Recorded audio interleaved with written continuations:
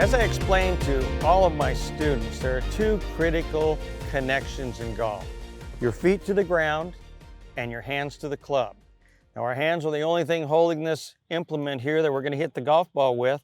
So putting your hands on this club so that you get the club face square at impact is really important. That means some people have strong grips, some people have a classic grip, and some people have a weak grip. If you're hooking too much, I'm going to look at your grip. And what we look at first is the controller hand, which is my glove hand, the top hand on the golf club that has the most leverage in your golf swing. If this gets turned over more, so I can start to see the top of this PXG logo right here, and I start rolling my hand, rotating my hand away from the target, I start to expose more knuckles on this hand. That's what we call a strong grip, and a closed face grip and a hook grip.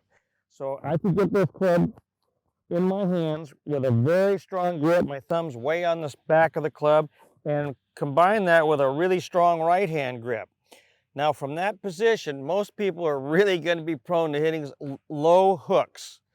If you are a phenomenal rotator and if you can hang on to the club long enough, you can learn to play that way, but most people can't.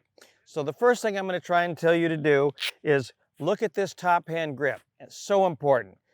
You're going to see the two knuckles on your hand in a classic grip, and the thumb connects to the side of your hand here and forms what we call a V.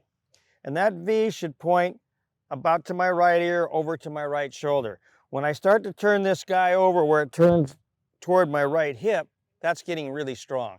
If you're hooking the ball, let's move both hands over a little bit. So the left hand goes looking like this, thumb almost straight down the shaft, just a little bit to the side, and the right hand connects and sits up on top of my left hand like this, and very much in the fingers. If you start to get the right hand under here, turn the left hand over with it, we get into a very strong possibility of hitting terrible hooks. So the number one cure to get that big hook out of your golf game is to get your hands back up on the club in a more classic position.